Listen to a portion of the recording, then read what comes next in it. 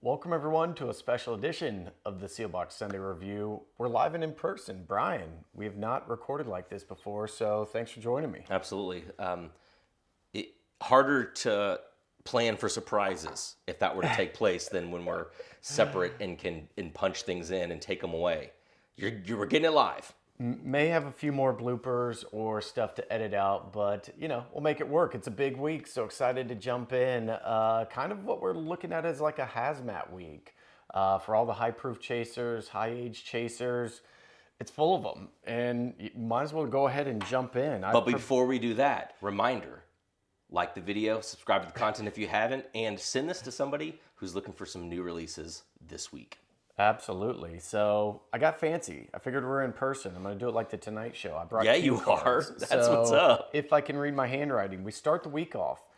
Very cool product. One that most people will know. We put a little bit of a twist on it this time. So we have 2 barrels from Nulu, both 10 years, both hazmats, and one is dubbed Pony Bottles and the other Acid Cats, to pay a little homage, a little tribute to 2 of our favorite Louisville bars, Taj Bar and Expo. May it rest in peace. Taj Bar and Expo. Was a very sad thing whenever Expo shut down. But both Indiana bourbons. Have you gotten to try these yet? So only when I picked them did I get a chance to try them. I haven't been able to revisit them yet.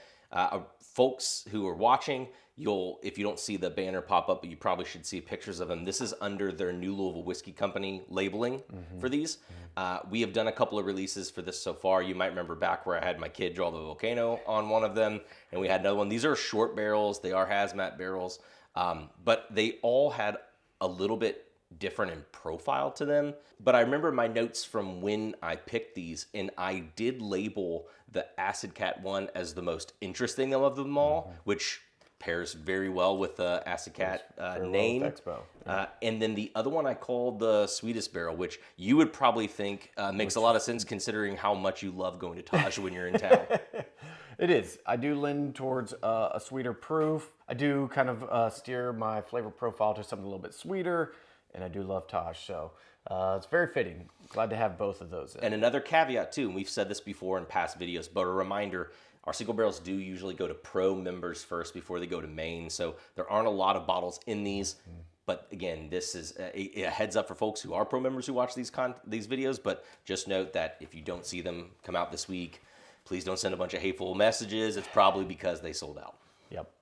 That is probably applicable to most of the releases this week. The next release we've kind of teased it out a few times now, had a few starts and stops, but the Field of Dreams whiskey. So, and from 30 different producers, from 30 major cities with baseball teams. It's their all-star batch. I got to try it this weekend for the first time and was one of the few things I went back to multiple times. Call it the largest blend of whiskey ever done. Nobody's ever done 30 producers in once. A great way to just highlight craft distilleries, tell a cool story, and turned out really good. We're glad it's finally actually here. I think we've talked about it a couple shows now and been like, oh, do we edit that out? Do we leave it in? But we're ready to go. Should be a fun one. And bottle turned out great. Label looks amazing. And everyone is always a big fan of bourbon and baseball. So absolutely. Especially with the World Series going on. World Series, we may even be at Game 7 at the time of the release. Completely unplanned. This is not wrestling. Okay. Yeah. Well, let's say that we are recording this while Game 3 is going on.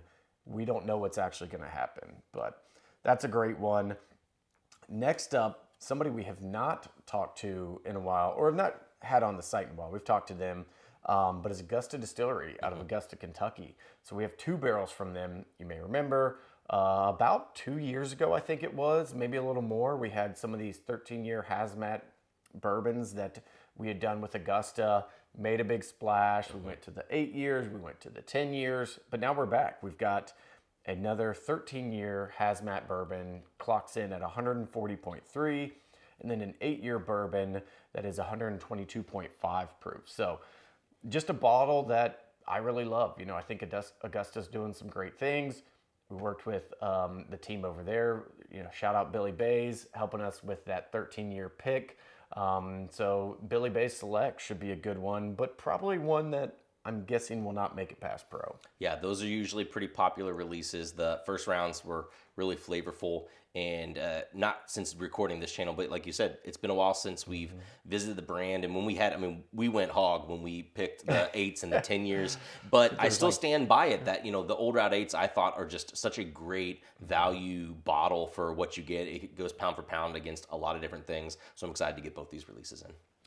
That'll be a great one. And then one of the most popular NDPs, independent bottlers, whatever you want to call them, on the site is River Roots. Yep. Barrels always come in, move fast. These will move very fast just because of bottle counts. So we have from River Roots an 18-year and also a 13-year bourbon. The 13-year bourbon is just under Hazmat. It's around 137, 138. 18-year was up there as well. I believe you picked these, and we've had a few of these 18-year barrels starting to float in, which is really fun to see from a few different bottlers. But always a fan favorite, River Roots. We continued the donut theme with these labels. I think this one was like the eclair and the cake donut. We had the old fashioned, Had has the the old 18-year, and fashioned, then the was it a jam filled or something? I think it was the jelly filled one I think for it the was 13-year. jelly filled because it was just super jammy. And I remember you doing the notes. It's like, well, what kind of donut can we relate this to? So, And I love donuts, so this was this has been a great series for me. and we're trying to do a little more of that with brands we know we're going to continue picking barrels from. It may be year by year, it may continue into other years, but having some sort of theme that carries through with the picks we do. Something very similar with the rare characters, with the spray painting on them to coincide with the color of the wax. We've been pumping out some really cool single barrels on that side for rare characters. So it's just another fun way to have a tie-in. And if you're able to get all the bottles, it kind of looks like a series. So we'll probably continue that. But honestly, just a really big week of high-proof bourbons, high-age bourbons, really cool blend with the Field of Dreams. And there may be a few other surprises sprinkled in there along the way. But just a great way to start November. Yeah, it is. Man, this train is not slowing down at all. We were looking at the calendar too. I'm like, we got these releases stacked through November, and then December hits, and we have the 12 days of Christmas and everything like that. So, choo choo. And even what we're working on today, and the reason me and Brian are sitting in the same room together, we won't dive into it too much. But do you want to give any sort of little Easter egg? We can touch on that a little bit right now because we're just finalizing some of the details. We have 2 Bikey's Blue products that we're kind of finessing right now. The first batch sold through, so that was great. But also, it's in the Advent calendar, and we're like, well, we might want it to be available for bottles folks if we're having who enjoy it. So Yeah. we have the second batch of that we're getting the final blend put together, getting that proof where we want to have it, and then tasting through some delectable double oak batches as well. So we got both of those that we're working on right now, and I'm really excited for where they are and where they end up being. Yeah, the double oak. The batch 2 is fantastic, but just adding in that additional complexity with the double oaking, 2 different types of secondary oak, Zach Cooperage and Speyside.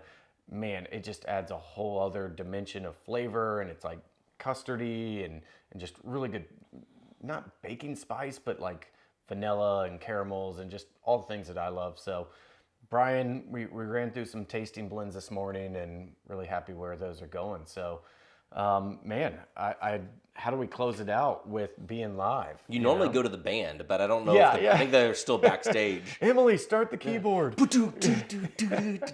Something like that. We'll put on a little post-trailer music. Exit I don't music. know what the exit music. Yeah, you gotta like point a finger like that, and then just kind of bop your head, and then the music as the trailer maybe and some credits are going. roll. Yeah, I some think credits that's be it, rolling. so. Yeah, this is fun to do the Sunday Review email live, and thank you all for watching, and let us know what you're most excited for. Absolutely. Cheers, everybody. Cheers.